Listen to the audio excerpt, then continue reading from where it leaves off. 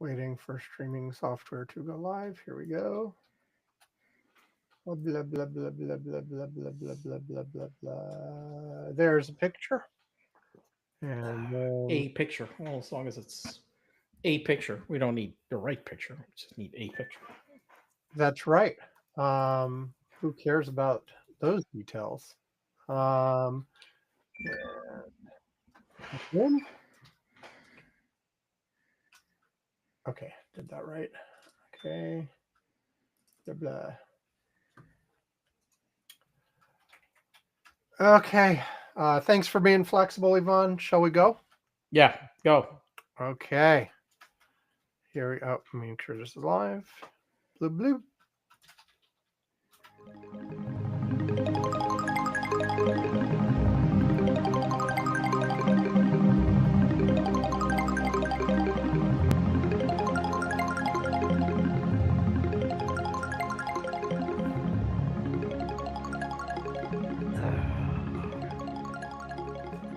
Welcome to Curmudgeon's Corner for Tuesday, April 22nd, 2025. It is just after 2 UTC. I'm Sam Minter. Yvonne Bowe is here. Our agenda is going to be like the normal agenda, I guess. We are doing this a little bit early, so I don't owe know an about a explanation. normal agenda. I mean, we'll probably do a shortened agenda. We are bored, because it hasn't been that long since we last spoke. exactly. Right. Well, there things and happen, and I got stuff. I don't know. Okay, so I owe an explanation. We usually record these days, like over the course of this podcast, which we started in 2007, Jesus Christ. long time ago. But we have recorded on different days. When we first started this thing, we used to record on Sundays, and then there was a period of time where we recorded on there was we shifted all over the place. For a while it was like Wednesday, Thursday, Friday, and it could be any of the above. More recently it's usually been Friday or Saturday, with sometimes Thursday, and I'm talking US time right now, shifted all but anyway, but I've made sure there's been one episode per week no matter what. So we are doing it early this week because I will be indisposed later in the week, as they say. And so I'll give the reason why. I'm going to have some surgery. Yay! Isn't that exciting? So what is it? Finally, we're doing the lobotomy? Yes. I don't need any of that brain anymore. It served its purpose. It's done. Yeah. Okay, what the hell? No, so so it's not the lobotomy. It's not the lobotomy, and I'm actually getting. And it's not. You're not getting some kind of enlargement surgery that we know of. I could, but no. No, I'm actually getting 2 surgeries. It's very exciting. Both of them are outpatient. So in theory, I will only be there for a few hours for each of these. I've one going on Thursday, one going on Friday. But they basically said, like, you're probably still going to feel awful for a while after the surgeries. So I didn't want to try to have surgery in the daytime and do the podcast in the evening, or even worry about editing the podcast afterwards. I wanted to take care of it. So my disclosure is it's a basal cell carcinoma on my nose. Okay. So that apparently, there'd been a place on my nose that would occasionally bleed. And I was like, whatever. It's like a zit or whatever. It's a pimple that got, whatever. But it kept coming back, in the same spot. Not all the time, every few months it would pop up. And eventually I'm like, every couple of months. Because every couple of months it would start bleeding again. Yeah. Because I have a spot that it's actually, I've had to check that my family suffers from little veins that pop. So I had a spot where that's been the case. I had one like it was around in my nose that my sister-in-law being a doctor and a wannabe surgeon, I have Checked to it out for say, you during dinner, pulled out the scalpel and just cut it off at it's dinner like at I'll her take care of house. that for you. Yeah, basically she was like, yeah, it's just a vein. I'll take it out right here. Boom. And then did it she at started least bleeding. like sterilize it and stuff? Well, yeah. Well, I mean, the stuff was sterile, yes. But then when she did, it started bleeding like a lot. Okay, now she did have something to stop the bleeding, but she didn't have it handy because she didn't expect it to start bleeding that much at that moment. So then she had to apply something there to stop the bleeding. But yeah, I got it. I had this kind of stuff done at dinner. Yeah, well, very nice. I am not having it done at dinner. No, so anyway, Brandy came out with a scalpel heading towards you. You'd be like, "Oh shit! Wait, what? No, yeah, that would be, yeah." Yeah. So anyway, like every few months, this would come back, and eventually, and by eventually, I mean nearly 3 years. I brought this up to my general practitioner, my regular family doctor, on a routine visit, and she takes a look at it, and it's like, yeah, let's send you to the dermatologist. And so a few weeks later, I go to the dermatologist, and they take a a sample, and went off and tested it, and yep, basal cell carcinoma. So for those of you who don't know, because I wouldn't have known this off the top of my head before, that is a skin cancer. It's the most common form of skin cancer, but it's known to it grows very, very, very slowly, and it's incredibly rare that it migrates and spreads to other parts of the body. But you need to take care of it. But you need to take care of it. Like it very, very rarely turns serious either. Like people very rarely die of this. But yeah, you want to take care of it anyway. Like, because you don't want to press your luck and be one of the fraction of a percent where it does spread and become more serious or anything like that. So anyway, what they're doing is what's called Mohs surgery, which is extremely fun sounding. A friend of ours, of Ivana and I's, had this done as well. She sent me pictures. It was very exciting. Apparently my stepmother also had this done at one point. It's a fairly common thing, but basically the way I envision it does not actually work this way. But I imagine them going in with, an ice cream scoop or a melon baller and just like scooping out stuff. But the basic idea of it is that they do a little bit at a time. They take out a little bit, then they go test it and see, did they get everything? And if they did, then you're done. If they didn't, they go back in and take more and repeat until you're done. And so anyway, that's the procedure I've got going on Thursday. On Friday, I have to go back in because they expect that the hole they're going to make in my nose is big enough that it's going to need plastic surgery to repair. So, and apparently exactly what procedure they'll do will depend on exactly how big the hole ends up being. But what they told me they're kind of expecting is a procedure where they basically take, a flap of skin from my forehead and like bend it down and shove it in and fill up the hole with it.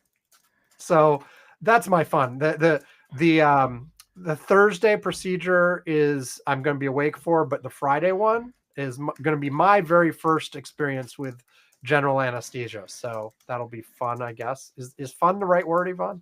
Oh, it's exciting. It's tingling. Have you done general?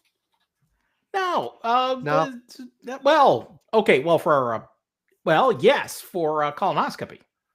Now, I had a colonoscopy, but I remember them making me loopy, but not completely. No, the way that they've done the colonoscopy, I've been completely out. I mean, I basically, at the start, I'm done, and all of a sudden I wake up in a recovery room and I have no recollection of anything. See, because when I had the colonoscopy, I remember being awake enough to ask them to please turn the screen so I could see too. No. I don't know what the hell kind of fucking like place you're going to. No, I went to a place where I was completely out. No, I was like, I want to see. And they were like describing what I was looking at while they were shoving the thing in me, So yeah, because they had it up on a big screen and I could see, and now I was completely like high, and like I imagine for part of it I might not have been fully aware, but I was aware for enough of it. So it definitely wasn't fully general anesthesia. No, I was completely out. Yeah. So no, and my son Alex has had general a couple times for the dentist because he wouldn't cooperate with them otherwise when he was younger. So so I know this is a completely routine procedure, but still, I'm like, I'm going to spend 2 days going through procedures, and they told me basically expect to like be uncomfortable and have bandages all over your face for a week. So I'm actually taking not only Thursday and Friday this week, but all of next week off from work. And on the one hand, I'm like, ooh, a week off. I can do all kinds of stuff. I can get stuff done. But on the other hand, I'm like, basically they've told me, do as little as possible for that week. You right. don't, you want, you're not going to be feeling great. It's going to be uncomfortable. You don't want to do active things that'll, like, I don't know, rip out stitches or whatever. Just do as little as possible. But I figure I can sit at my desk and do stuff probably, or maybe I'll just be watching TV the whole time. I don't know. But, anyway, so that's why we're doing this early. We're, usually the latest we were ever, usually, like I said, UTC wise, it's usually Thursday or Friday. No, UTC wise, it's usually Friday or Saturday. Very occasionally Thursday. This time we're recording on Monday evening, US time, Tuesday UTC. So way early for us, but whatever. That's my excuse. I have an excuse, damn it. Yeah. Yes, you do have an excuse. So anyway, so now that we've beaten the excuse to death, we'll do a butt first, and then we'll see how the other rest goes. Maybe it'll all be a butt first. Maybe I'll just do a whole bunch of movies. We could do that, I guess. Yeah, no, we don't. We do have a couple real things, but like, do you have any? No, we'll skip the butt first today. Okay. This is so on this short show. We'll skip the butt first. Okay, so what's your first real topic then? I guess I did my first topic. Well, the first real topic is quite simple. Mr. President that doesn't shut up today tanked the markets again. Again. Yeah. I was kind of busy at work, but I did notice that was happening. He is insisting on Jerome Powell lowering rates, and he keeps telling people he wants to fire Powell. Okay. Right. Which the markets are basically, there's already a brewing. I'm not going to say it's at a crisis of confidence level yet, but certainly he has shaken confidence in the. Wasn't it already shaken? No, he has already shaken, but shaken it further. Right. Okay. Yes. The confidence in our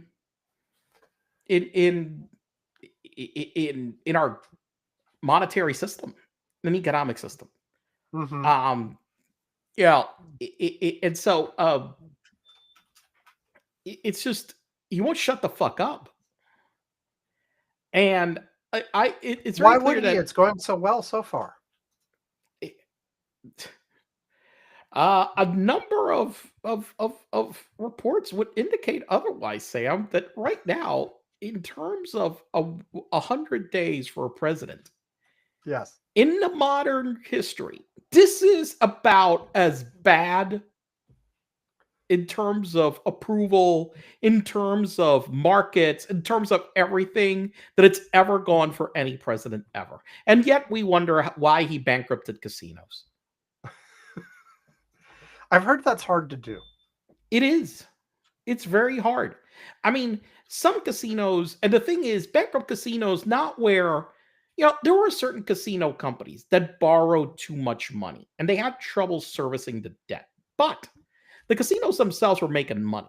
Okay. So it was just, they just, borrowed too much money of too high an interest rate, and so that caused them to be unable to pay the debt service. But the casino itself, the operation was solid. You understand what I'm saying?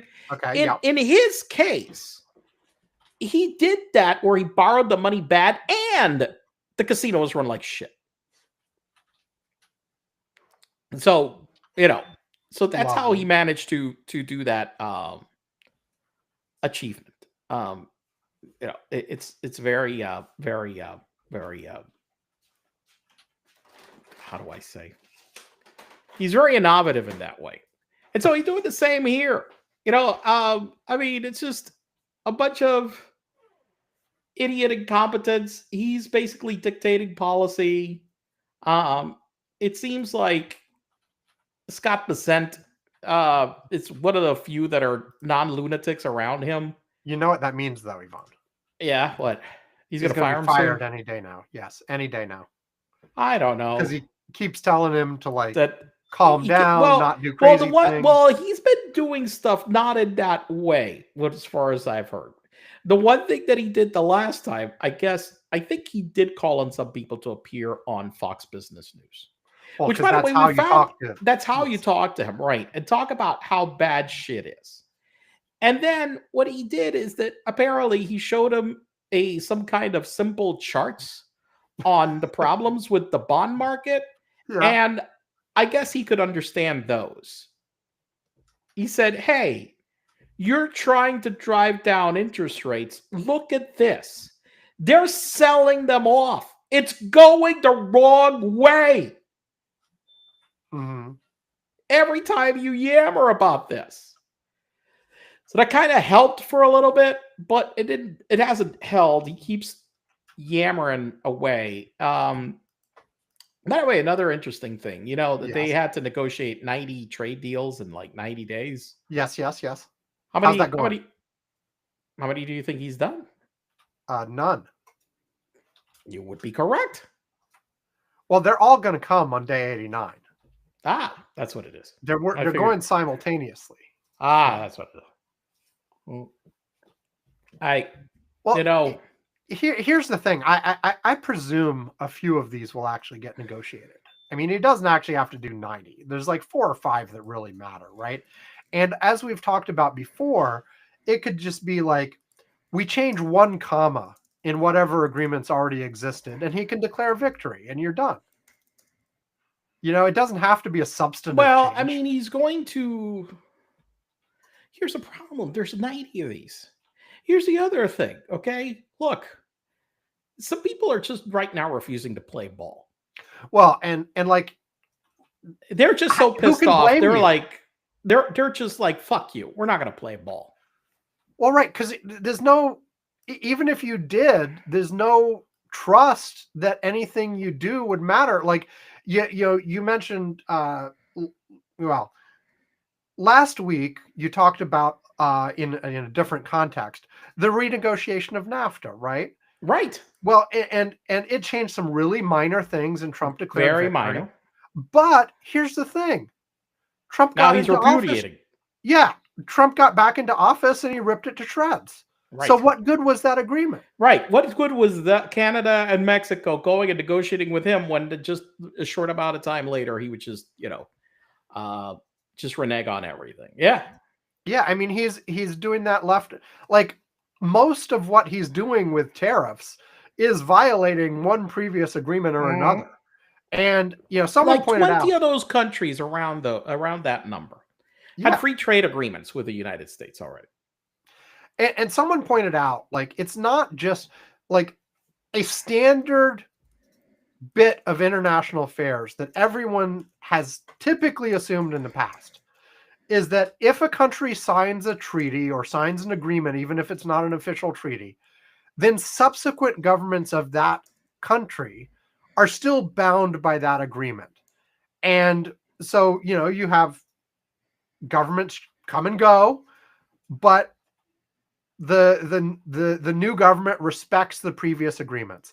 And how that even happened when big changes, like the Soviet Union becomes Russia plus all the independent states, right? Right. Like even then those obligations were carried forward.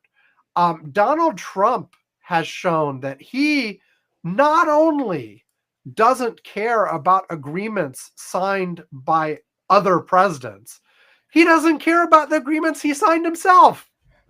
I mean, and in that scenario, how can you possibly trust anything? And what point is there in doing the negotiation other than to end up effectively genuflecting to Donald Trump?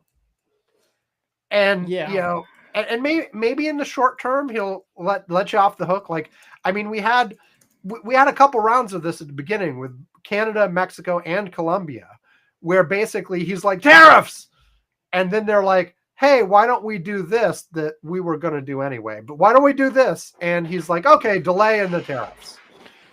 But there's only how many cycles of that is anybody going to be willing to go through? Well, yeah, and it's just that right now I think the Chinese, for example, are just fed up. They've decided that they're not. He said, yeah, they're done. They said, oh, bring us a proposal. And he's like, and they're like, why? Why? Listen, you're the one that started the trade war. Where are your demands? What are you asking for? I mean, that's reasonable, because this thing of asking about, that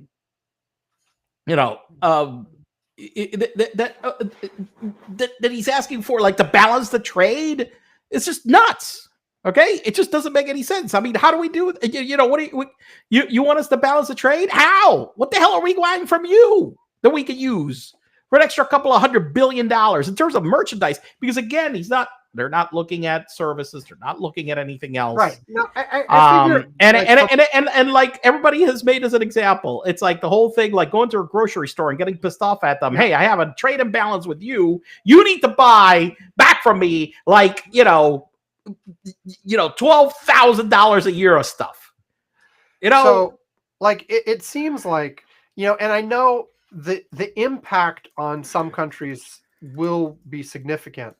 But it seems like in almost all these cases, given how irrational and how inconsistent Donald Trump is, the only real response is like, dude, do whatever you're going to do. We're just going to ignore you. Like, whatever happens, happens. But we're not going to respond. I mean, some of them are retaliating, but like, I feel like just doing nothing and ignoring it and saying, okay, you're hurting yourself with the tariffs. Yeah, we get some collateral damage on our side. We'll figure out how to deal with it, is probably the smartest. Now, there are a few countries, like China specifically, if they really wanted to get aggressive here, like I mentioned on the Curmudgeon's Corner Slack, and this is really extreme, and there are all kinds of reasons why they wouldn't do this. But China could theoretically say, you know what? You don't want our goods? We're just going to stop. Complete outright ban on exports to the United States for 30 days, 60 days, 90 days, whatever. They could do that. I mean, listen, they've done already. One of the things that they did was, they're not allowing Boeing to deliver airplanes to Chinese airlines, like right now. Yeah, no, no, definitely that. But what I'm saying is, like, no, but that's an aggressive move, is what I'm saying. Yeah, okay? No, that's aggressive. What I'm saying is, like, the move I suggested. No, I know, which is to suspend everything, that they don't ship anything to us. But what I'm saying is that they haven't escalated into that level. What I'm saying is, in that scenario, it would basically be like, you don't want our stuff?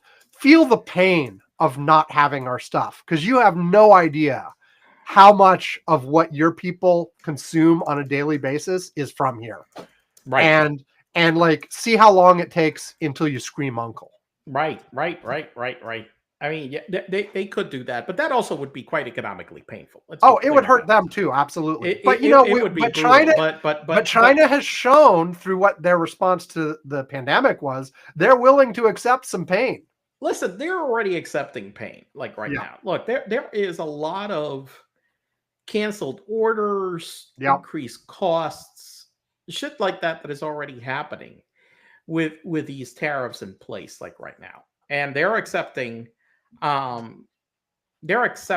pain, like right now, and they're accepting the pain because they figure, and rightly so, that they can withstand more pain than we can, because it's less tenable politically over here. Right. You know, I mean, she doesn't have to run for an election or Right. do it. Nobody over there has to run really for an election. They're not worried about the next election. The Republicans have to worry about midterms pretty soon, Mm-hmm. and special elections and some other stuff. And they're already have an amount of pain inflicting on people that is already hurting a lot of their constituents. That it's already showing up in the approval ratings for the president. I mean, for the first time ever, finally, I get, it took this to beat this into people's heads. The Democrats right now finally have an edge on handling the economy in recent surveys. Yeah. It took Biden losing. Well, the Democrats losing because Biden wasn't running. And for Trump to once again display his lack of any skills at doing this. For people to, realize, geez, these Republicans are really shitty at this, aren't they? I mean, they've done it to us over and over. Over and over, Sam. My lifetime. Yes. I mean, I don't get it. How the hell they skate with this shit? Oh, yeah, they're better on the economy. Look, back in the 80s, we had the SNL crisis. Okay? Mm-hmm. That fucking SNL crisis was due to basically Republican-led deregulation of these savings and loans, which basically they just were out there totally unregulated, just fucking like loaning money left and right. And, we had half a $1 trillion of bad loans out there. And we had to pick up the mess. And it caused a big recession. And, and so that was the first time.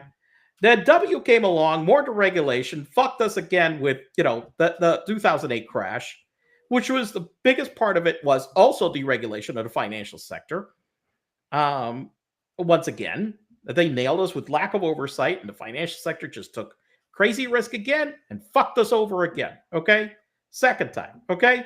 And then, look, Trump, what has he done? I mean, the first time he kind of like coasted through and like did some tax breaks, but the reality is, and look, he grossly mismanaged the pandemic. Okay.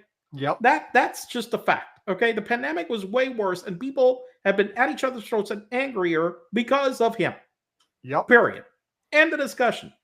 Biden comes in, the economy, he did a lot of actions that actually did a lot of the things that he purportedly said he was going to do.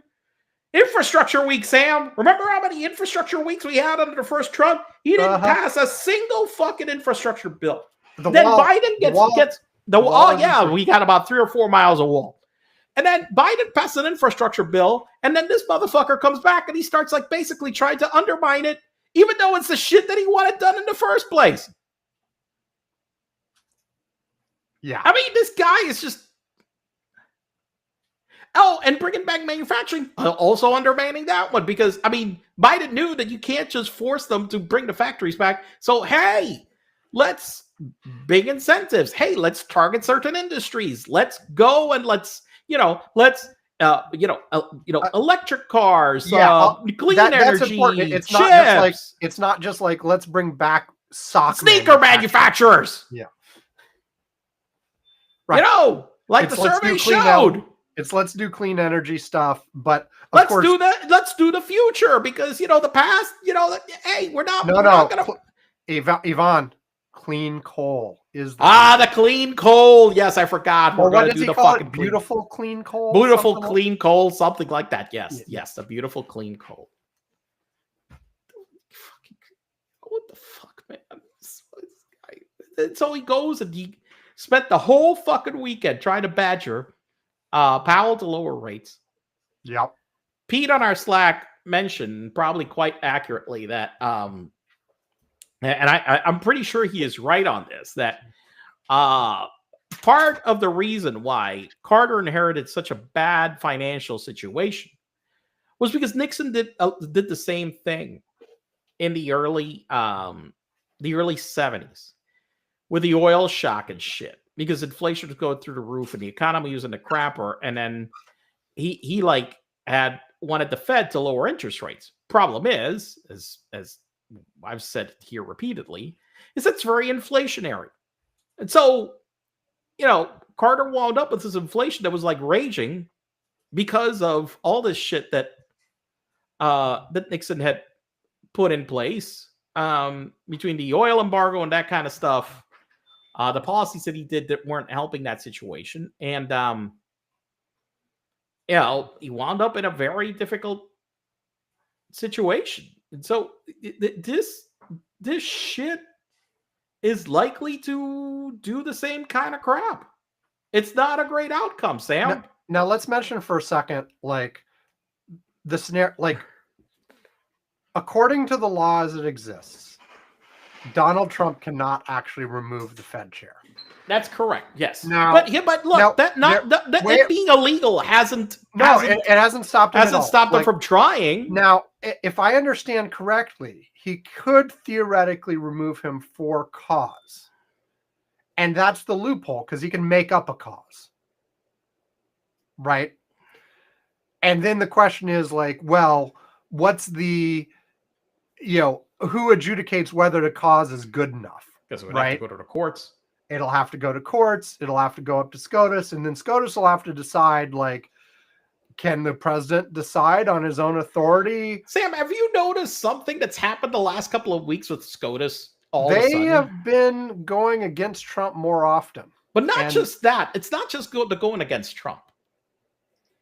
It's the speed. Yes, they have been acting relatively quickly. Now, I mean, they sent out like a fucking ruling the other day at 1 in the middle of the fucking night. Okay, yes, because they were looking to stop some additional deportation flights that were about to happen. Right. Yeah. All of a sudden, these fucking assholes that enabled this whole fucking scenario. These same assholes who decided to take 9 months to issue a ruling on presidential immunity and all this. Right. Kind of and then issue one that basically is just, preposterous. Let's be clear about this. And basically enabled this guy to think he could act with impunity. Now all of a sudden are like, oh shit. And worse. I mean, they declared, for example, that Alito could legally run for president, and that the only people Alito did put in a dissent saying that the rest of the court was being hasty. Yeah, rushed and hasty. Here's the interesting thing: the only two guys that put in those objections was Alito and fucking Thomas. Not even his appointees were on board with this shit. Yeah, I mean, I think we're still barreling towards what I predicted last week that the Trump would not make it an explicit confrontation with the court and try to basically say he's following what they say while still not actually following what they say. But we'll see. I think we've got. But I think this is we've got several more issues that are going to head back to SCOTUS. I think this is escalating. But here's the thing that's happening right now. One of the things that he was counting on was SCOTUS rubber stamping what he did, or taking their time. Right. Because the one thing that he's always is delay. Well, all of a sudden, SCOTUS has been, oh fuck these delays. No, we're sending out something quick now, which kind of short circuits a big part of his MO, okay, by moving that quickly. But again, these are the assholes that went and ruled that for some reason the fucking constitutional amendment, which basically said that he should not have been allowed to run for fucking president, okay, it was, oh no, just Congress is the one that decides. I'm like, fuck, that's not what it said. It didn't say any of that. Well, yeah, we don't have to rehash that one, but that's my point. They could have. They have. Congress should have passed legislation a century or more ago on how to go about that. Like and actually there was some legislation in the aftermath of the Civil War, but it expired. It had an expiration date on it. In terms of defining what the procedures were to determine who was affected. Yeah, but hell, if that I didn't realize that legislation existed. If it had that already in place, that why the fuck did they act like it was just Congress? Like, I mean, it's just... Well, Congress did that legislation. I mean, basically, and in the wake of the Civil War, Congress passed actual legislation that defined how to... But how was the process? I mean, do you recall? I don't remember what the process was. There was a process that expired like X number of decades after the Civil War because they put an end date on it. Now. Well, they enabled the monster. Yeah. So now they've got to figure out how to deal with it. Yeah. And I think we still have a situation where it is situational, like how many of the justices will be on which side.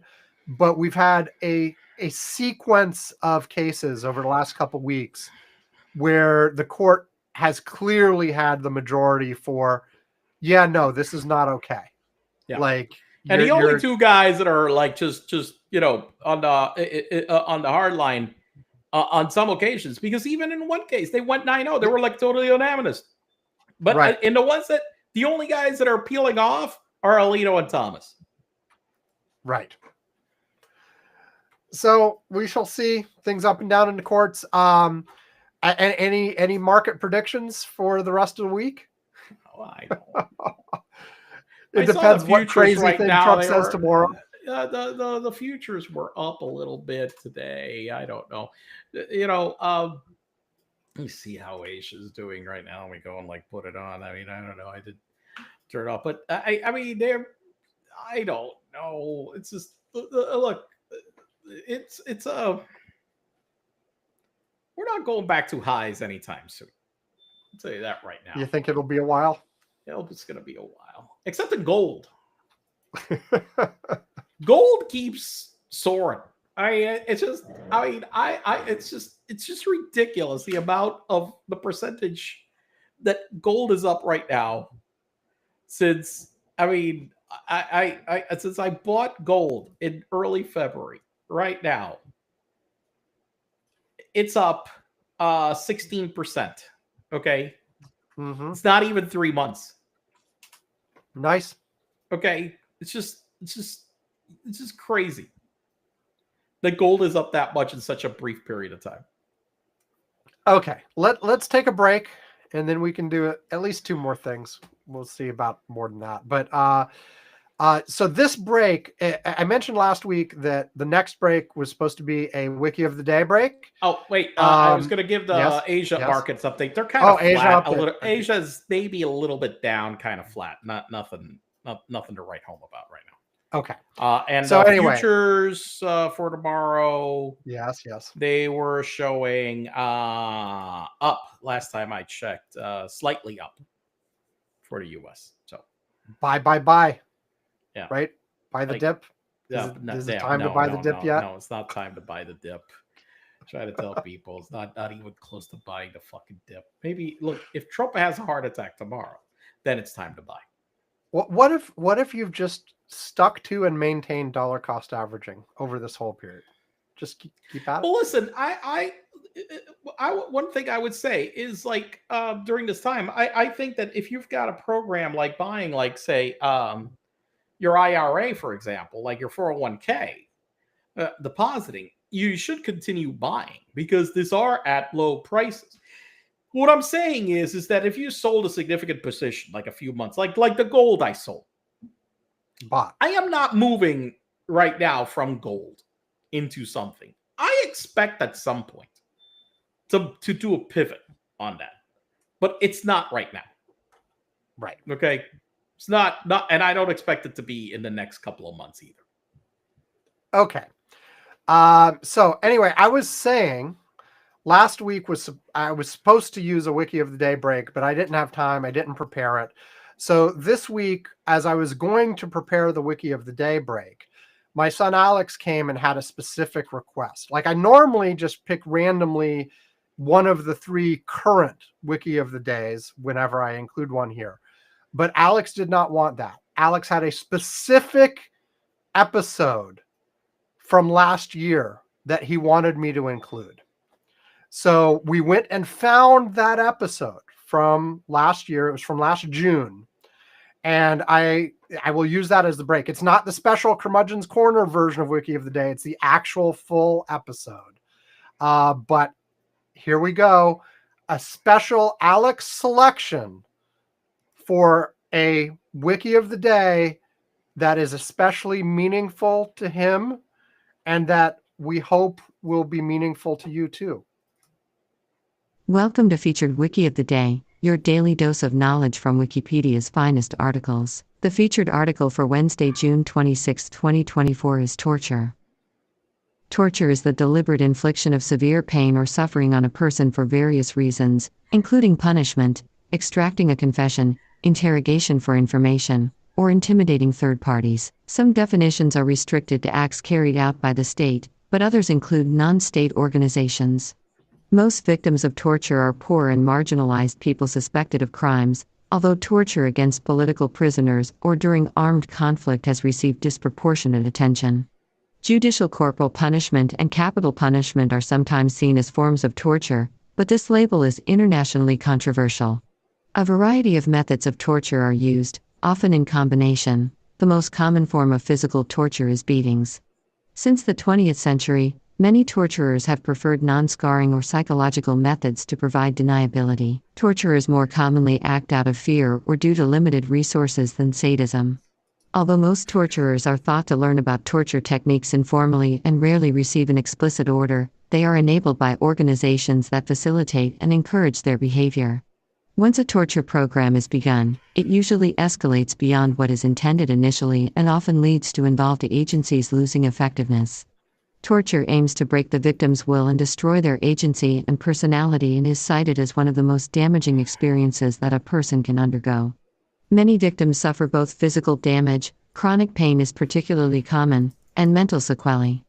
Although torture survivors have among the highest rates of post-traumatic stress disorder, many are psychologically resilient. Torture has been carried out since ancient times. Still, in the 18th and 19th centuries, many Western countries abolished the official use of torture in the judicial system, although torture continued to be used throughout the world. Public opinion research has shown general opposition to torture. Torture is prohibited under international law for all states under all circumstances and is explicitly forbidden by several treaties. Opposition to torture stimulated the formation of the human rights movement after World War II, and torture continues to be an important human rights issue. Although prevention efforts have been of mixed effectiveness, institutional reforms and elimination of incommunicado detention have had positive effects. Although its incidence has declined, torture is still practiced in most countries. This recording reflects the Wikipedia text as of 2:05 UTC on Wednesday, June 26, 2024. For the full current version of the article, search Wikipedia for torture. This podcast uses content from Wikipedia under the Creative Commons Attribution Share Alike license. Visit our archives at wikioftheday.com and subscribe to stay updated on new episodes. Follow us on Mastodon at wikioftheday at masto.ai. Also check out Curmudgeon's Corner, a current events podcast. Until next time, I'm Neural Joanna. Well, there we go. Wow. Was it as touching for you as it is for Alex? Do you have not. Warm and fuzzies inside from? No, not exactly. No, from a fucking academic discussion on torture. Yeah, I just try to. Okay. I guess it's my turn. Yes. I guess I added some things to remind you certain things. Yes. As we were. Yes, I saw you adding things. But I'm going to do my movie. Okay, go. All right, go movie. All right, what do we got? My Twilight movie. Zone? No, not yet. Okay. Well, Twilight Zone's a TV show. If you're looking on, Oh the list. yeah, I it's go a from the TV bottom show, up. not a movie. But no, Adiparush. Okay. Adiparush. I don't know if I don't I'm even know what the that. fuck this is. So it's because it's an Indian movie. In Hindi or Telugu. Sorry. I'm Telugu. looking at, before you continue. Yes. I'm looking. I looked it up. Okay. Yes. Wow, this is interesting. It has a two. It has a 2.7 out of 10 on IMDb. And it has a 7% on Rotten Tomatoes. Yes.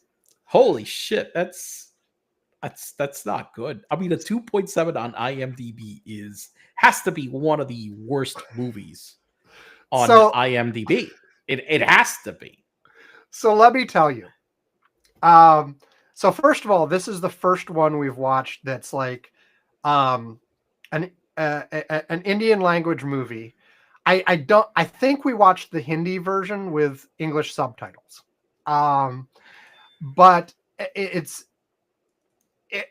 look, my experience while watching it was just, oh my God, this is so bizarre. Yeah. Okay. And part of this was like, I was like, is this just what Bollywood is like? I haven't watched a real Bollywood movie before. And this wasn't really like the song and dance kind, although there was a little bit of that. Okay. So by the way, I just looked it up.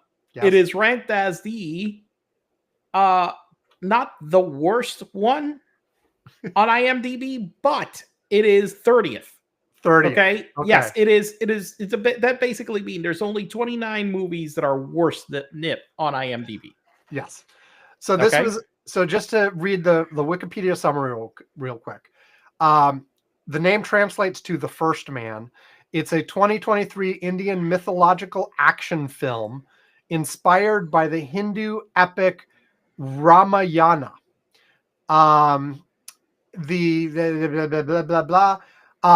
It was heavily panned by critics and audience alike, who critiqued the screenplay, dialogues, and visuals.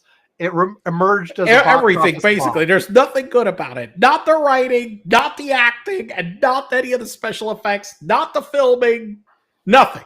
So here's the thing, though. When I was watching it, I was just sort of stunned by like how bad it was. Well, the thing is, it was so stylized as well. And I honestly wasn't sure, is it supposed to be this way? Like, is it over the top and bad on purpose? And like, you know, I did some, it is almost at the point where it's bad enough to be entertaining by how bad it is. Okay. Like, but you said almost, but apparently almost, but not there. You know, well, you know, like there's that other one, what was the other bad one you sent me to that we've talked about on the show before that you watched? The one with the bounty hunter guy trying to rescue the woman who'd been kidnapped. It was really low budget, really bad. Low blow? Low blow. Yes, that's it. Yeah, low blow. Yeah. Low blow. We walked out of the theater on low blow. Low blow was bad in a way that was just bad. That was just, I mean, there was no, you know, it was just bad. You couldn't. There was no redeeming qualities. You couldn't even laugh at how bad it was. No. This on the other hand, I will say, like, the whole time it did have my attention, because I was like, what the fuck is going on now? Like, there were just crazy things happening.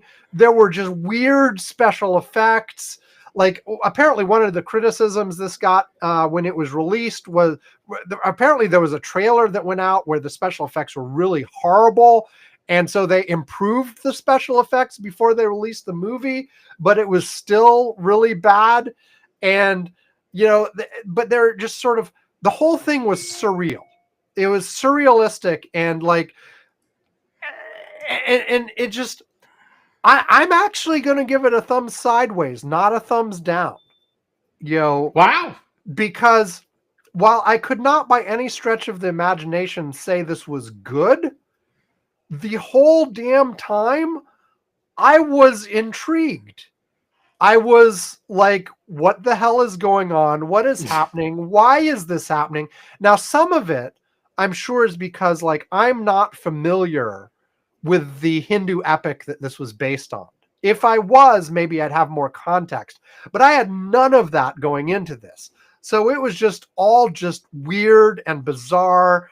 And it had the surrealistic style and the bad CGI and people, it's hard to even describe the damn thing.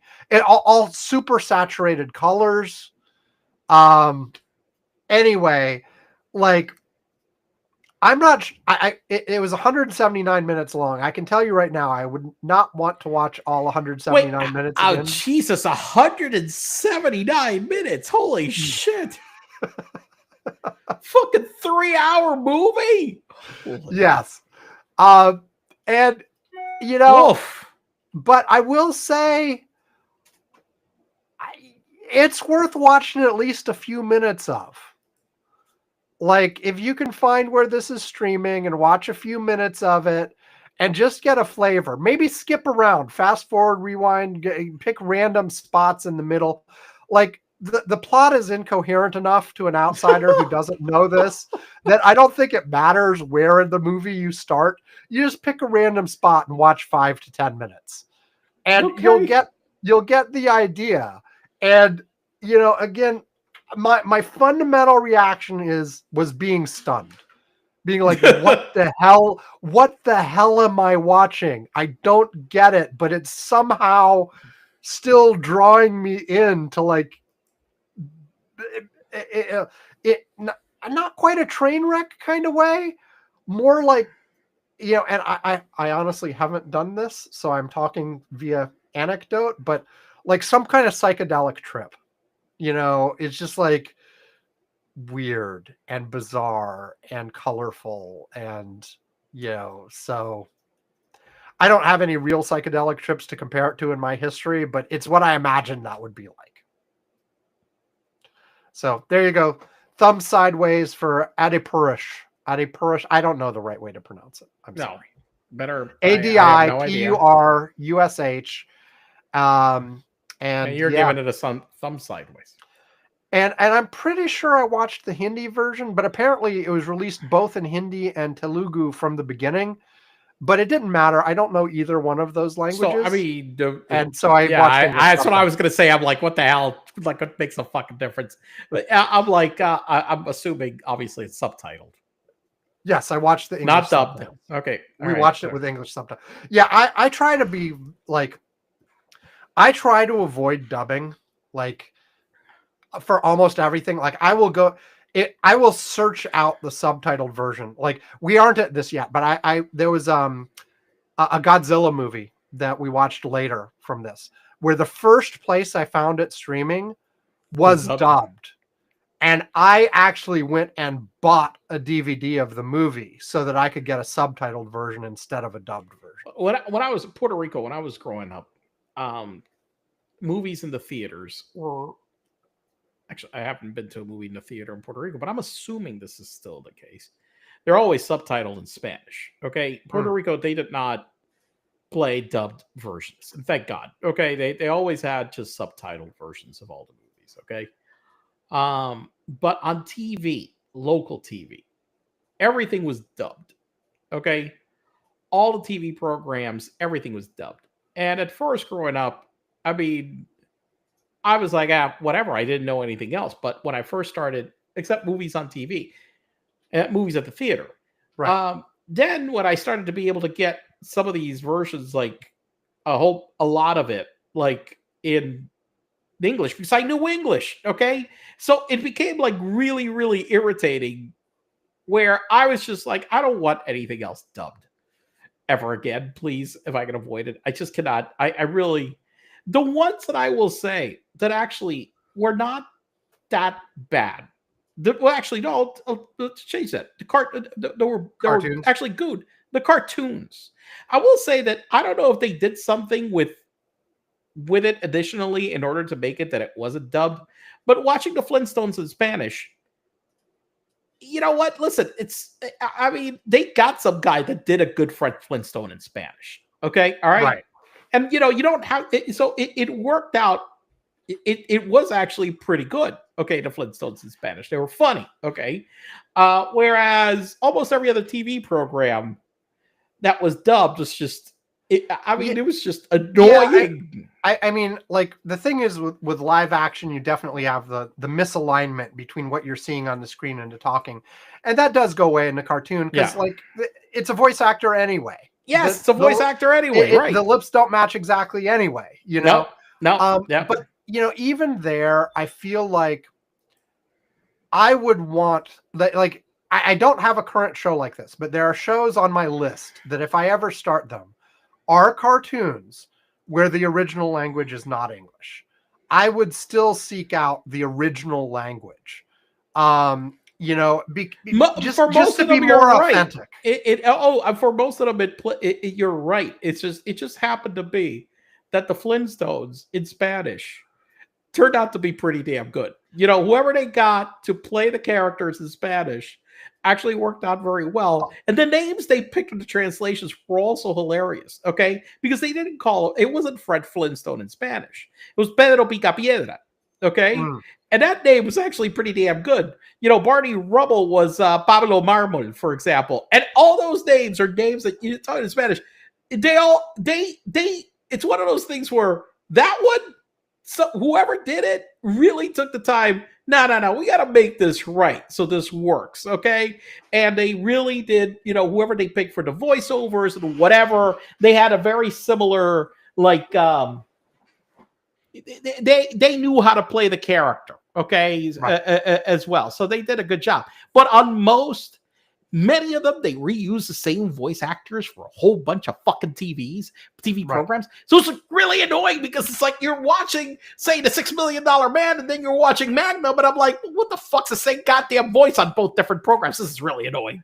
Although I gather in some cases now for cartoons, because they're building for an international audience to begin with, it's getting harder to determine what is the original language because right off the bat, they're animating it once with the intention of we're going to hire casts for I'll tell you one that was like that. Okay, for example, and my son watched when he was little was Pocoyo, which is from Spain originally. Right. And they had an English version of Pocoyo as well.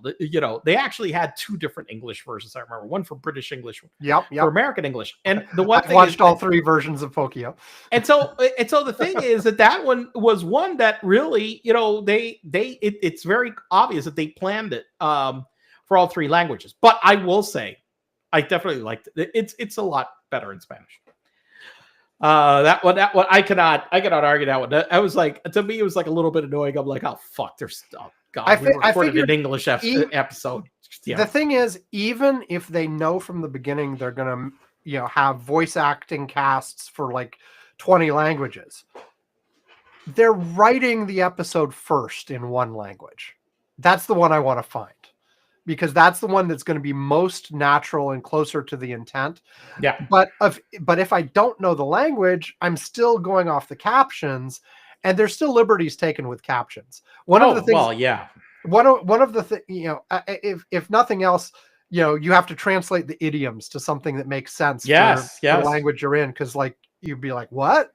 Because idioms don't translate literally, usually. But also, I've noticed we always watch TV with the captions on. And so one of the things that Alex and I regularly do is notice when the captions don't match what the person said. And it's all the fucking time. Even in English captions for an English show, there are mismatches all the time.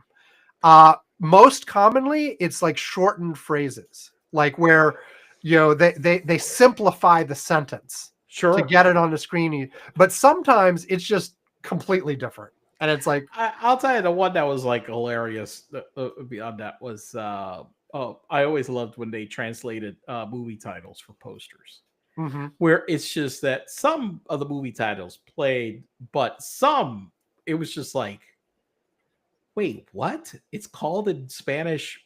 What?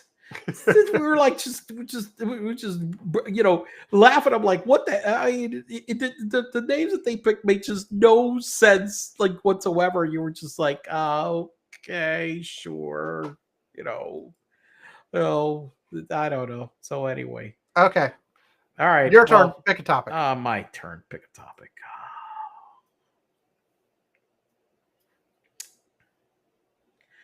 So is Hackset going to be out? When that first signal thing happened, my prediction was that there would be heads that rolled because but it wasn't his. No, my prediction was, but there'd be a delay. Okay. It would not be immediate. There'd be a long enough period of time such that you could do it without tying it directly back to the signal instant. Okay. And also I said, with this particular group of people, they will have done something else by then anyway. Right. And Haggith, how do you say his damn name? Hagseth. Anyway, Hegseth. Anyway, he has indeed done other things. The most recent thing was another signal conversation where apparently with his brother and his wife on his personal phone. Right, talking about the same sort of classified Yemen stuff. Apparently also just the actual internal dynamics of what's going on at the Pentagon. The place is entirely in chaos because, he's an idiot. He has no idea what he's doing. And everybody is worried and concerned, and there are contradictory things going on. And so,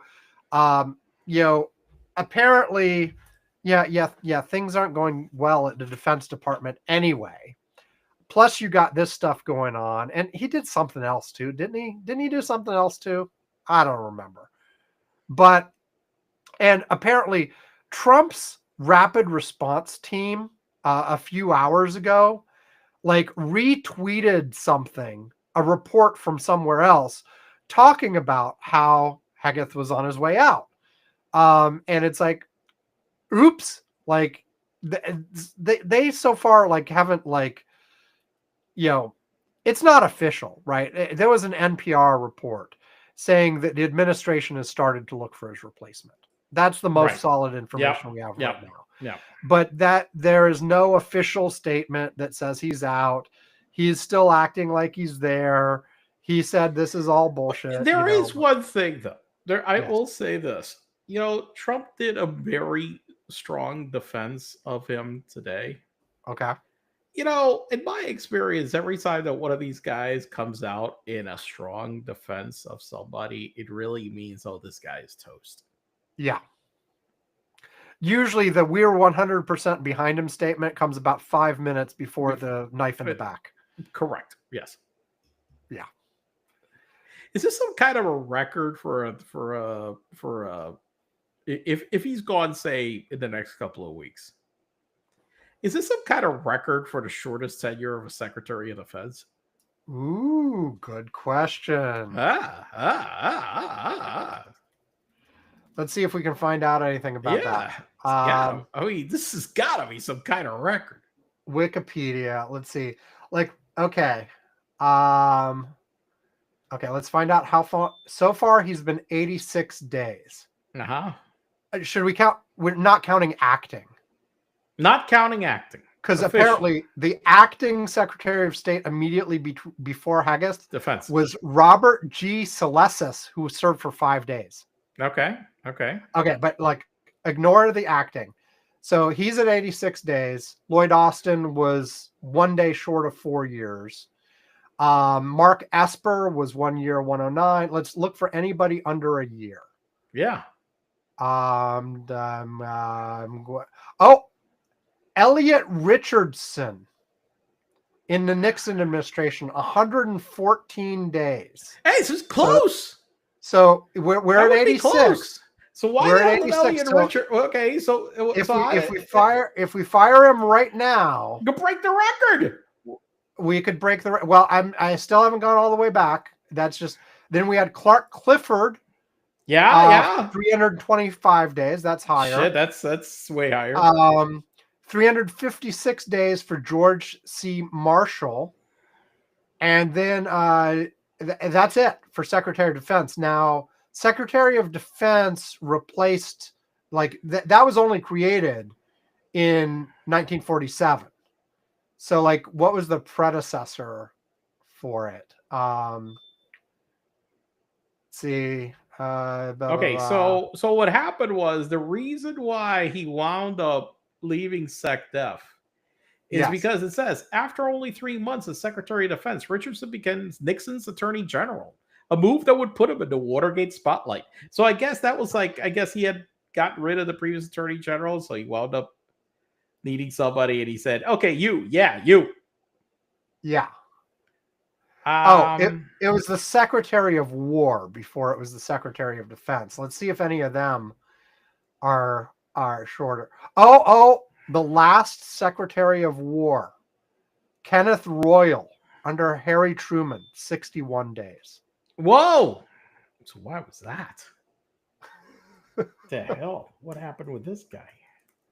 Royal. Okay, we got to look this up. Secretary of War, Kenneth Claremont Royal, U.S. Army General, blah, blah, blah, blah, blah, Truman Administration. Okay. Oh, interesting. What happened? I'll tell you why. Royal was forced into retirement in April 1949 for continuing to refuse to desegregate the Army. Okay. Good reason. Good damn fucking reason. We also had Alfonso Taft under Ulysses S. Grant, who was only 81 days. Oh, and well, but as Secretary of Defense, if he went under the 111 he would be the shortest secretary. He would be the shortest Secretary of Defense ever. Yeah, we also had. I want to keep going back. We had Joseph Holt, Secretary of War under James Buchanan, for only 45 days, and which I believe was because the James Buchanan administration ended and Abraham Lincoln took over. Is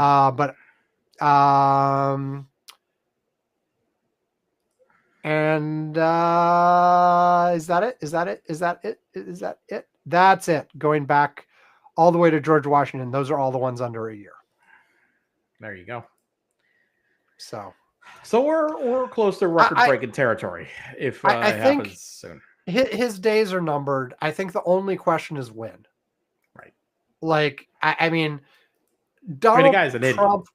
The guy's an idiot. He's doing certifiable. Things. We knew he was an idiot before.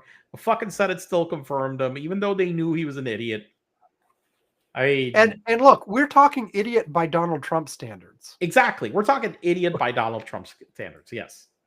And that's saying a lot. But I think the question is timing, though. Like, Donald Trump doesn't like to fire people because he feels like he's being pressured to fire somebody. So if there's a lot of pressure to fire him, I think Donald Trump will just dig in his heels and keep him longer. Whereas Donald Trump wants to do it quietly at a time where he can make it look like it's his own idea and it has nothing to do with whatever the scandal of the day is. Yeah. So, yeah. Okay. And should we do it? Should we take a break and do two more, or should we wrap it up, Yvonne? I think we could do at least one more. Okay. Then let's take another break. Let's see, what break am I supposed to do? Number 6. 1, 2, 3, 4, 5. Okay. Break number 6. Here we go.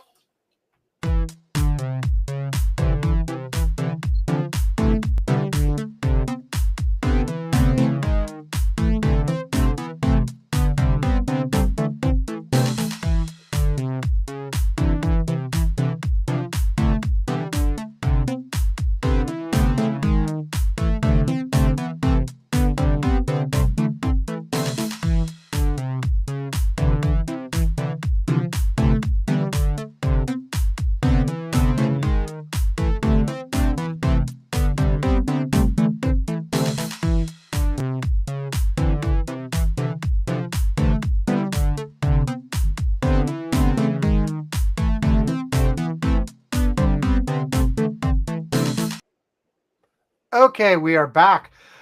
So I guess that makes it my turn. Yeah. And I will pick the Pope died. The Pope died. So JD Vance killed him, right? That's what I hear. Yeah. You know, the thing is, at first I was like, because there had been reports that the Pope had refused to meet with him and sent an underling instead, who basically yelled at JD Vance about immigration and being nice to immigrants. But apparently that did happen. But apparently the Pope did give him agree a to brief, meet, give him a brief audience afterwards. Yeah, right. And so, yeah, JD Vance was one of the last few people with an audience with the Pope. Today, JD Vance actually posted this. I guess this is on Shitter. I cannot believe I even have to post this. The rumors running around that I killed the Pope are not true. Wait. I thought that was a fake JD Vance post. Is that a real JD Vance post? No, that was a real JD Vance post. Did you actually confirm this? It really is? Okay, hold on. I got it from somebody I figured who wasn't somebody an unreliable source. But because I saw that screenshot and immediately thought it was fake. Let's see. I don't even have. Hold on. Can I even look at this? Okay, I'm actually bringing I'm on up the shitter. I'm on his shitter. Okay, you're out on the real Twitter. Okay, then I won't log into my Twitter for the first time in forever. I'm not. I'm in there, but not logged in. I thought you couldn't see Twitter without logging in anymore. I am seeing posts on. Okay. I can delete my account, but I can see. Okay, go ahead. Okay, go ahead. It doesn't. Okay, I don't see. Hold on. Okay, it was fake. I don't see it, but you see, I'm not looking at replies right now. I can't. It doesn't let me look at the replies. It wasn't a reply. The one I saw. Was it? Last edited 9:45 a.m. Let's see, 9:45 a.m. Problem is that these are not in chronological. Let's see, 18 hours. Oh yeah, I don't see it. It may be fake. It was fake. It was fake. Oh, come on. Would have been better if it was real. Anyway. So anyway, like he was old. He'd been in health. He'd had health issues for months and months and months. It appears that the final they stroke said and a that heart attack in the end. A stroke, yeah. Look, I was raised Catholic, okay, but I haven't really practiced in like a long time, forever. Even though I will say, look, I went to church like 3 times in the last 2 weeks. For funerals.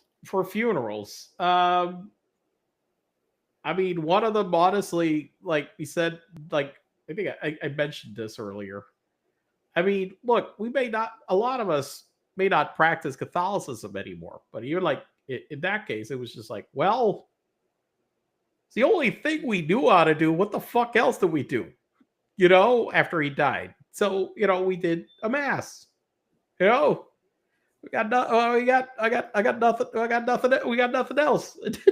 I mean, we were all there. We hadn't been in church in like forever. None of us. But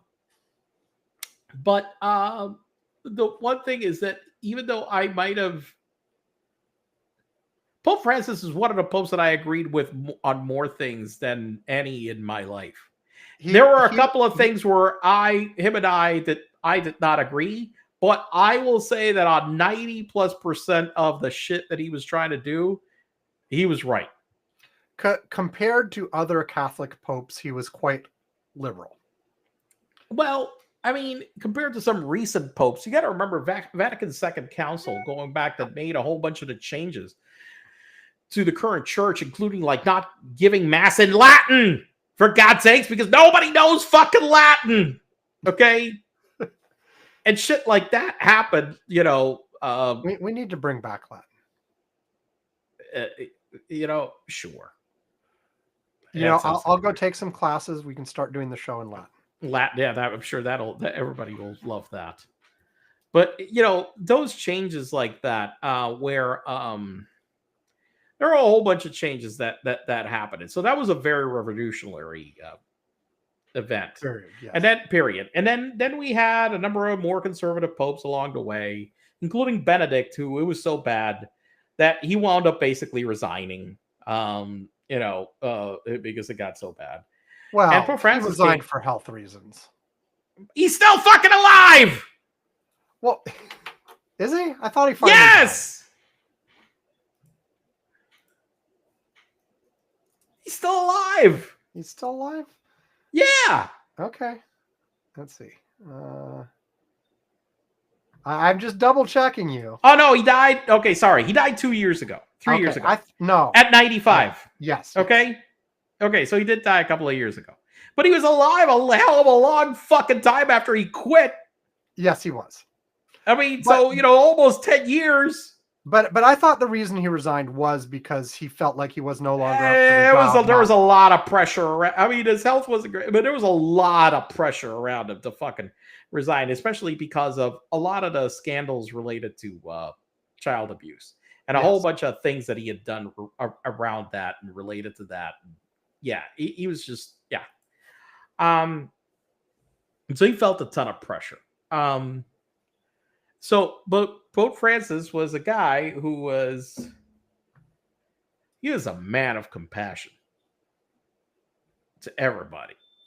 And even those he didn't agree with on things, okay? Unlike others. And so, I saw him do many acts with people that were so kind over time and say so many things that were kind and help a lot of people, because the Catholic Church, because of a lot of things that it did over time, man, it created a lot of shame and hurt and things in a lot of people over decades, which is why I don't practice it regularly. But, he did make a lot of changes in the church. He was even, I know he got pushback on that, but even including like, he wanted to like be able to like bless gay unions, for example. Right.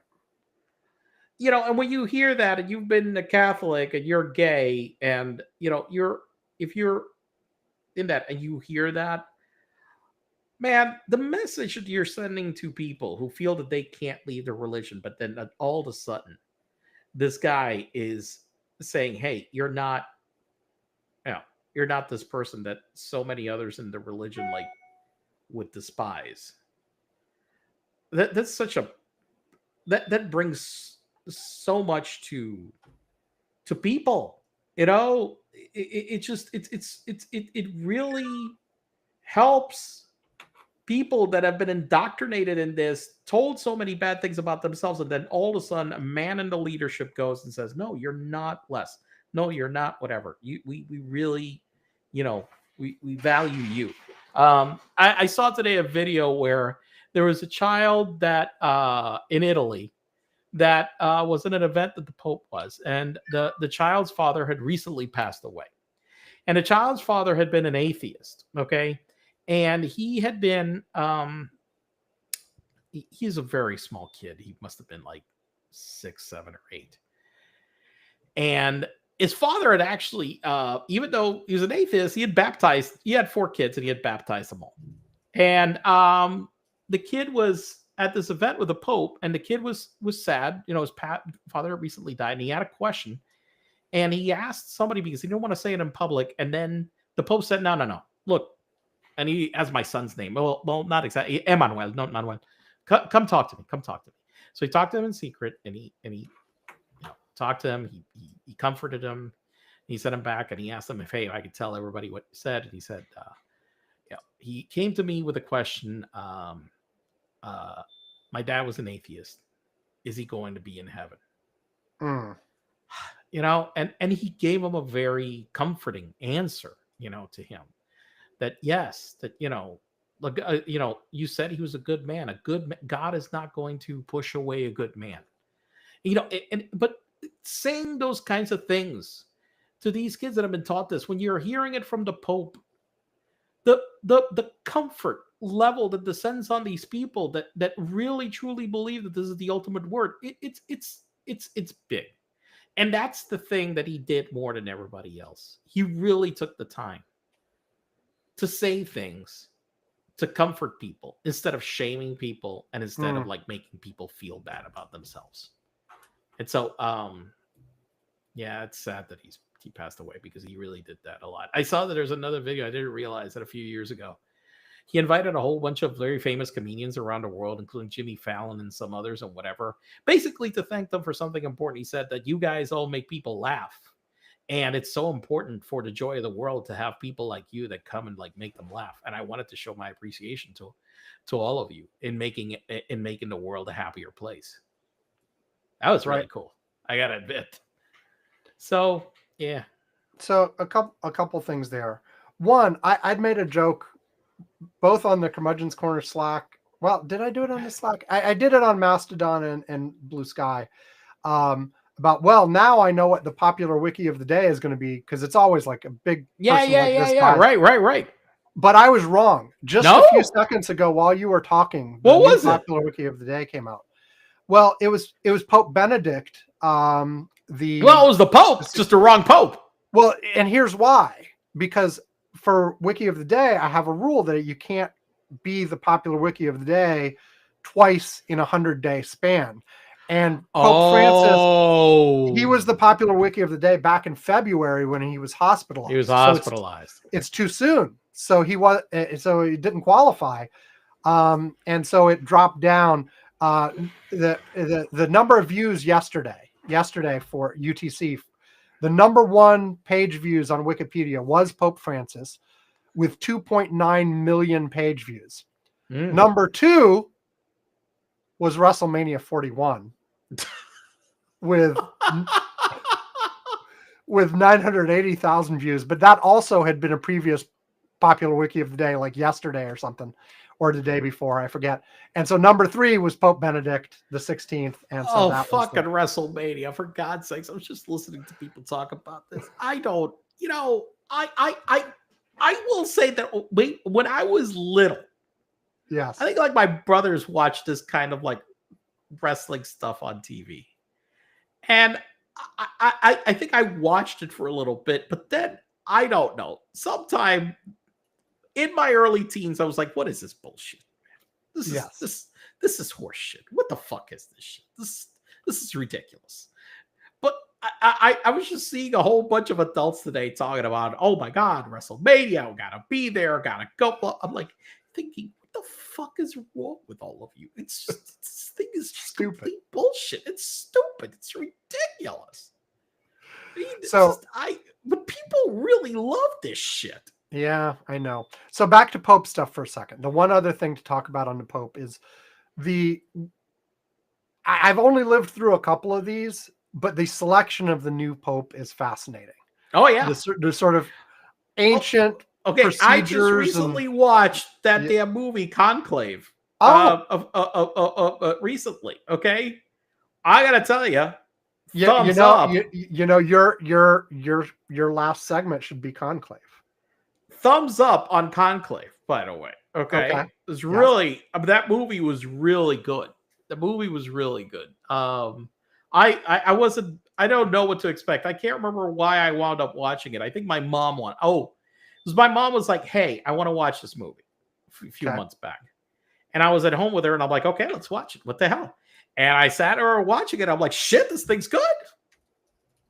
So yeah, Conclave is quite good. I've watched a couple of these over the years.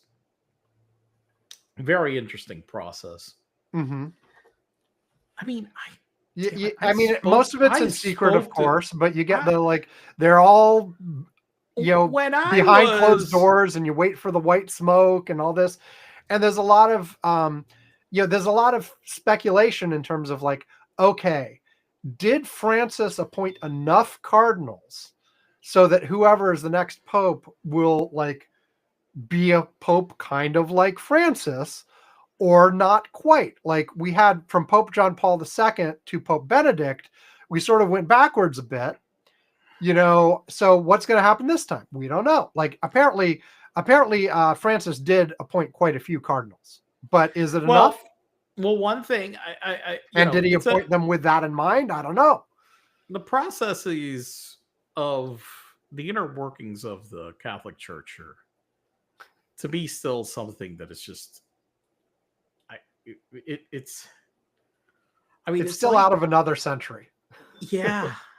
I mean, not even this one. I mean, not even Not even a like recent century. not even a recent century. Right. You know, I remember actually having spoken to a couple of people in the Catholic Church that had worked at the Vatican Mm-hmm. for a while, and it's just always their stories about that were always were always fascinating about how things happened at the Vatican. You know, it happened. I remember that it happened to be that the guy who was a principal of our high school wound up being somebody that he wound up being a representative of the Vatican for his religious order. Okay. But for a couple of years, there's somebody else I met. I think it was a priest. Who was at the Vatican? Yeah, and that it came back, and so it's it isn't just that it's um, the processes are ancient. You know, the Catholic Church is a massive organization that really Yes. owns a ton of shit across the world. Mm-hmm. It's crazy. It's a business. There's a bank. There's it's just it's nuts how complex it is. It is really nuts. Okay. Well, I mean, if you look at there are many ways to look at this. This is only one of them.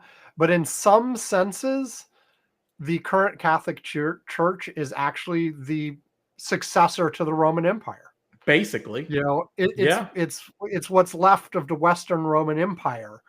yeah, Um, Now there are a whole bunch of different ways you can interpret the history of the fall of Rome and both Eastern and Western, but that's one way you could do it. right. And yeah, so So yeah, it's always so. I don't know. It'll be interesting to see, I really I hope that because there one of the things I was reading today and where JD Vance sits because he's a fucking Catholic somehow. I mean, now he converted 6 years ago, but there is a group, especially in the U.S., that has very aligned themselves with the more hardened conservative yes, types. the conservative Catholics for sure. But I really believe that on a global basis, that group is definitely in the minority based on what I've observed of who you mentioned that how many cardinals Pope Francis appointed. I mean, from what I've observed, that he has moved the church definitely towards a more liberal side substantially. That's for sure. Even though it may have entrenched some groups like that. So, Well, and what's interesting too is, you know, once upon a time, like long ago at this point, like the Catholic Church was predominantly European. Now, Europe is a small portion of the sure, global Catholic universe. sure, And the whole sort of where they are theologically in terms of more liberal or more conservative or whatever varies a lot country to country yeah, as you yeah, go across totally, the world. And where exactly that balance is unclear. And also, you know, one of the things uh, with Francis was he was the first non-European in like centuries, right? In as Pope, because he was from Argentina, if I remember right. yeah, yeah, he was. So, Um, and but the question is, are the you know is there going to be another non-European? I mean, and remember, for a while it was not only European; it was only Italians. yeah, yeah, yeah, It was only Italians, and then we got Pope John Paul II from Poland, and then we have Francis from Argentina. Well, even Benedict was German, right? yeah. Uh, Benedict was so, German. so Yes. we had a series of non. I mean, Uh, I have to believe that it's going to be a non-European again because I mean that this was I mean Pope Francis was the first non-European. He was very popular and he was in there for 13 years. So I have to believe that it will be. It will be another non-European. I think because the church in Europe has been on Catholic Church has been on a massive decline in Europe. So it's just, like you mentioned. I mean, it's so much more global. That in terms of, well, it's not. I don't know if it's that it's expanded as much in the rest of the world. It's that it's decreased that much in Europe. That's basically what it is, more than anything. Right. So let me ask you a couple trivia questions here. Okay, trivia. Okay, let's see. So on the official list of popes, which, just to be clear, starts with a few saints in ancient history, what number was Francis? Without looking it up. What number pope? Yes. All right. Let me take a stab here. And just to be clear, this list starts with Saint Peter as Pope number one in the year 30 AD. Yeah, that's what I was thinking. See how close you can get. I see. So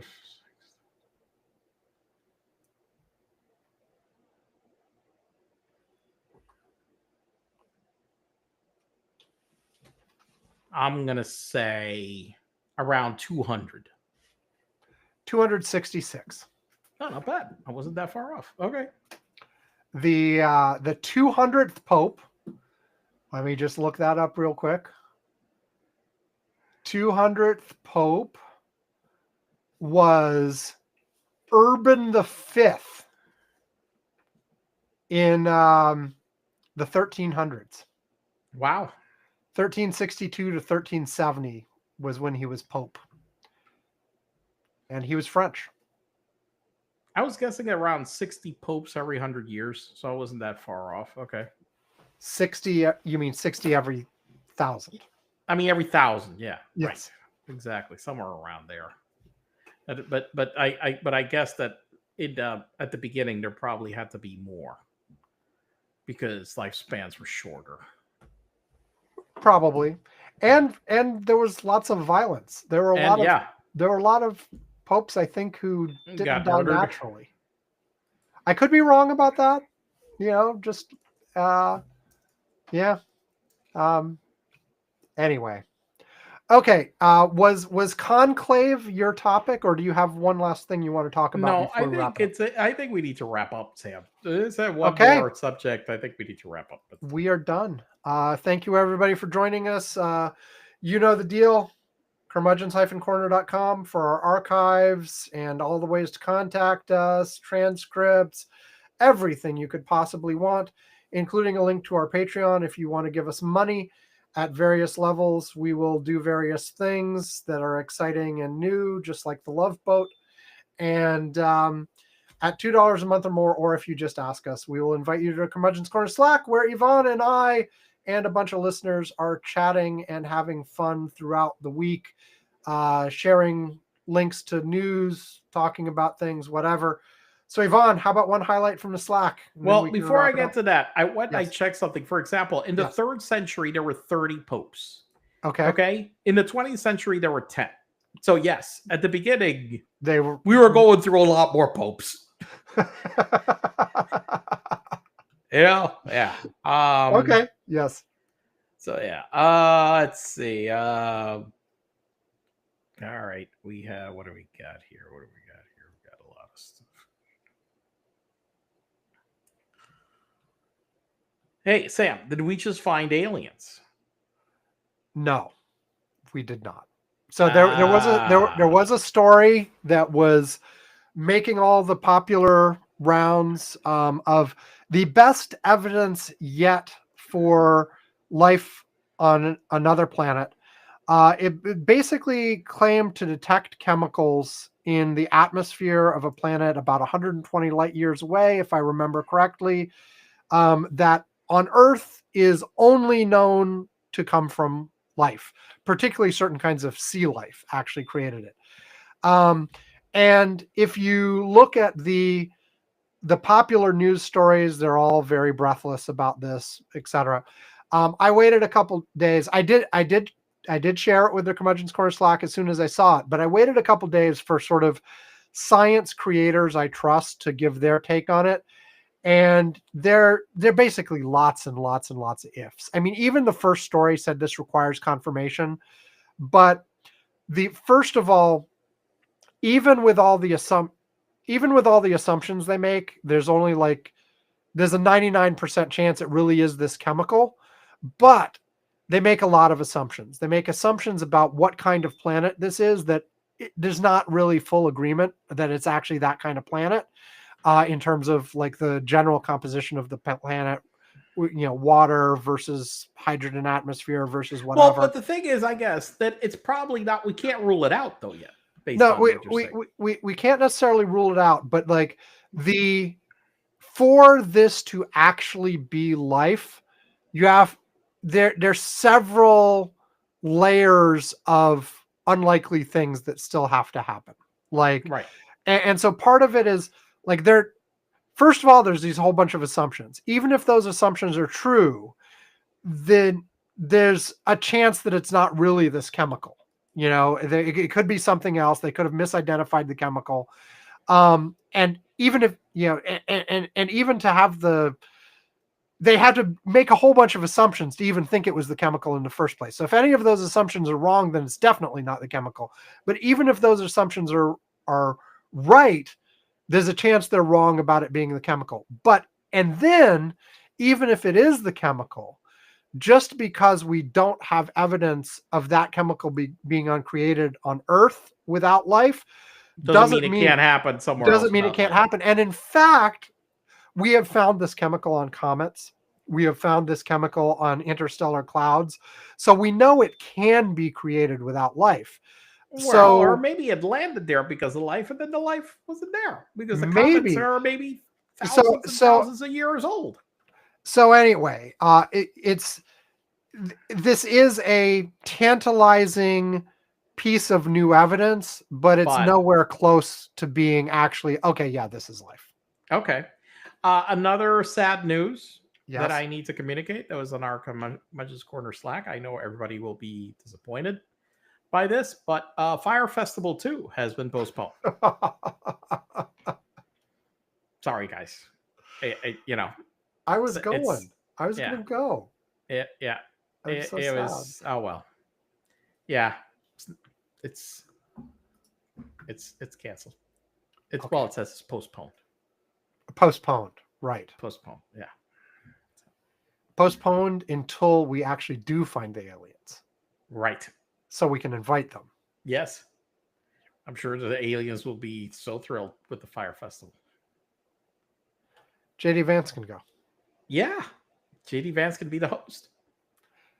I also shared on the Curmudgeon's Corner Slack was somebody's meme about the Dalai Lama having now changed his plans to not meet with JD Vance. Not meet with JD Vance. Yes. Yeah. I think that is the prudent move.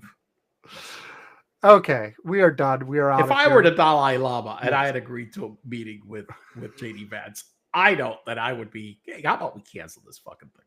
Okay, great. There you go. I would be. Yeah. So. Okay, we're done. Thank you, everybody, for listening. We'll be back next week at our normal time of week, I imagine. So thank you, everybody, for joining us. Have a great week. Stay safe. Have fun. Blah, blah, blah, blah, blah, blah. We'll see you next time. Goodbye. Bye.